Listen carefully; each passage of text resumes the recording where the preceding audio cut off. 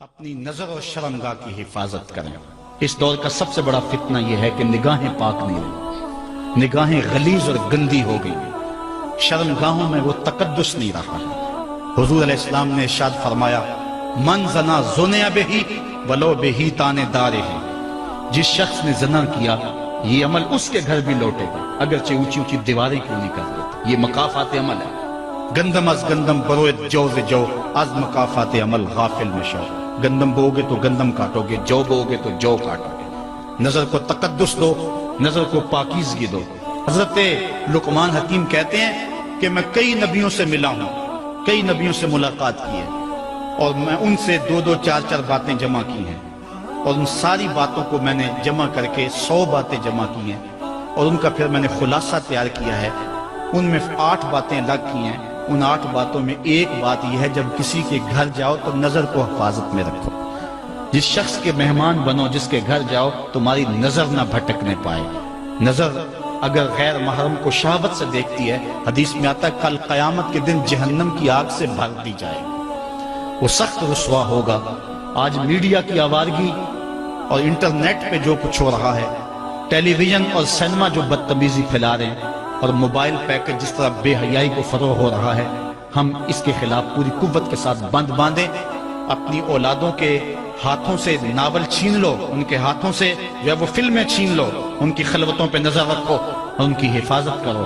جس شخص کی نظر پاک نہیں ہے اس کے من میں طہارت نہیں آ سکتی ہے، دل پاک نہیں ہے اس کو جو ہے وہ باطن کا نور نصیب نہیں ہو سکتا۔ وائے قوم کشتہ تدبیر غیر، کار او تخریب خود تعمیر غیر، از حیا بیگانہ پیرانے کہن، نوجوانہ چوں زنا مشغول تن۔ کتنی حکمت والی بات کہی اقبال نے۔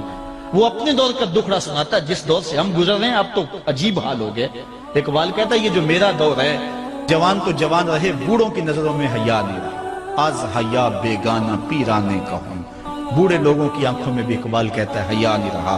نوجوانہ چوں زنا مشغول تن، اور نوجوان عورتوں کی طرح اپنے تن کے ساتھ لگے ہوئے ہیں، اپنے تن کو سنوارنے میں ہر وقت کنگھی پٹی میں لگے ہوئے ہیں۔ یہ مردوں کا کام نہیں ہوتا، یہ دلیروں اور بہادروں کا کام نہیں ہوتا، یہ عورتوں کے وظیفے ہیں۔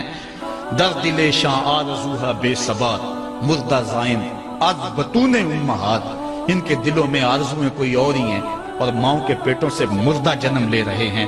دخترانے او بزلف خود اسیر، شوخ چشموں خود نماؤ خود دگیر۔ اور قوم کی بیٹیاں اپنی زلف کی خود قیدی ہو چکی ہیں، اور ہر وقت جو ہے وہ اپنے آپ کو آئینے میں دیکھتی رہتی ہیں۔ ساختہ پرداختہ دل باختہ، ابروان مثل دو تیغ آختہ۔ وہ جو گھر کی رونق تھی، جو آبرو اور حیا کا دوسرا نام تھا، آج وہ دل پھینک قسم کی ہو گئی ہے۔ آہ قوم میں دل سے حق پرداختہ، مرد و مرگ خیش را نہ شناختہ۔ اقبال کہتا ہے ہائے قوم کہ جو مر گئی اور اسے ابھی تک پتہ ہی نہیں چلا کہ میں مر چکی ہوں اور جینے کا سامان نہیں کرتی۔ حضور نے فرمایا ہر دین کی کوئی پہچان ہوتی ہے، میرے دین کی پہچان حیا ہے۔ اگر حیا نہیں ہے تو دین ہی نہیں ہے۔ ہم نے جس دور میں اپنے ماں باپ سے دین سیکھا تو اس وقت اتنے فرقے بھی نہیں تھے، نہ بات بات پہ شرک کے فتوے لگتے تھے، اور نہ ہی لوگ دین کو کاروبار بنائے ہوئے تھے۔ اس وقت کوئی کھڑا ہو کے نعت بھی پڑھتا تھا تو اس کی آنکھیں بند ہوتی تھیں اور تصور مدینے کی گلیوں کا طواف کر رہا ہوتا تھا۔ اور اگر کوئی پیر طریقت تھا تو اس کا مقصد مخلوق کو اللہ تک پہنچانا تھا، لوگوں کا دل اپنی جانب موڑ کے مائل کر کے اپنی جیب گرم کرنا مقصد نہیں تھا۔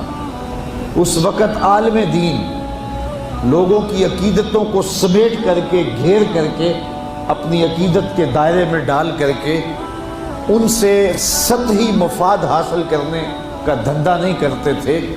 اس وقت عالم دین بندے کو گناہ سے نکال کر کے اللہ کی دہلیز پہ سجدہ ریز کرنے کا کام کرتے تھے۔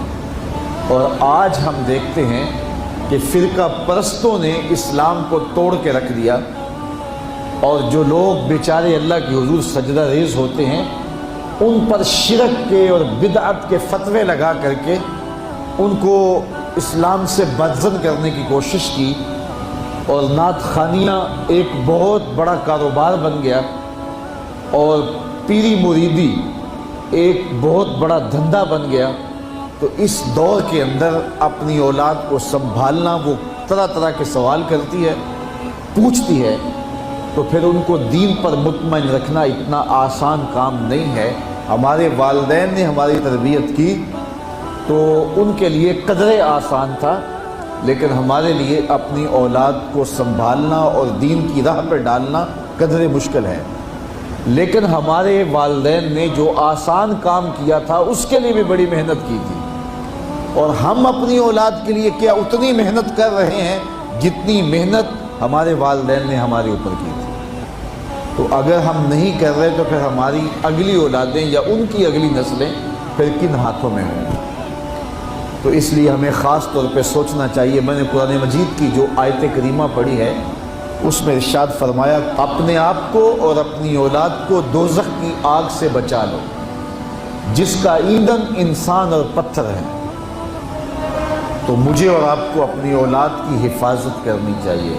بعض اوقات ہم وطن چھوڑ کے یہاں آتے ہیں اس لیے کہ ہماری اولادوں کا مستقبل ٹھیک ہو جائے۔ ہم خود پردیس کاٹ لیتے ہیں، تنہائیاں کاٹ لیتے ہیں، اذیتوں سے گزر جاتے ہیں، لیکن اولاد راہ مستقیم سے بھٹک جاتی ہے۔ تو ہم نے ان کی دنیا کی زندگی کی تو سوار دی، لیکن جو حقیقی ابدی اور سرمدی زندگی ہے جو کبھی ختم ہونے والی نہیں ہے تو وہ برباد ہوگی۔ تو ہم نے اپنی اولاد کا بھلا نہیں کیا ہے، اپنی اولاد کا نقصان کیا۔ تو ہمیں چاہیے کہ ہم اپنی اولادوں کی حفاظت کریں، اور اولادوں کی حفاظت کیا ہے؟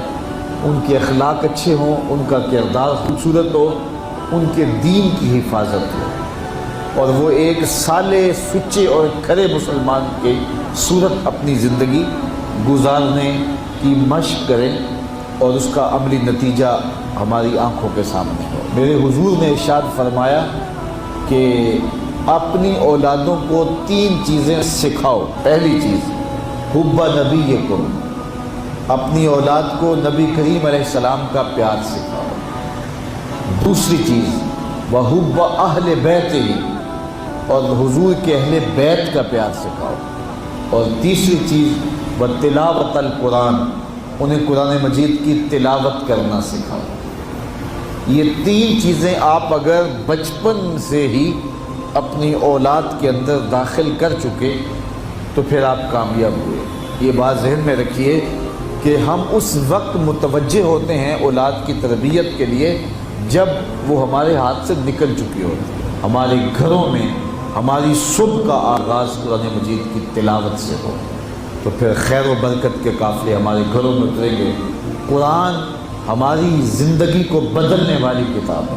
جب ہمارا ربط اس کتاب سے ہو جائے گا، پختہ تعلق اس کتاب سے قائم ہو جائے گا، تو پھر زمانے کی تیز آندھیاں بھی ہمارے پائے استقلال میں لغزش نہیں لا سکتی ہیں، نہ ہمارے عقائد میں خرابی آ سکتی ہے، نہ ہمارے عمل میں کمزوری آ سکتی ہے۔ اس لیے ہمیں معمول کے طور پہ قرآن مجید کو اپنی زندگیوں میں شامل کرنا چاہیے اور اپنی اولاد کو اس کا خوگر بنانا چاہیے۔ ایک زمانہ تھا کہ ہر گھر میں صبح کو قرآن کھلتا تھا، اور آج وہ دور ہم سے چھوٹتا چلا جا رہا ہے۔ صبح کے وقت موبائل تو کھلتے ہیں لیکن قرآن نہیں کھلتا، جس کا نتیجہ کیا؟ آج بے برکتیوں کے ڈیرے ہیں۔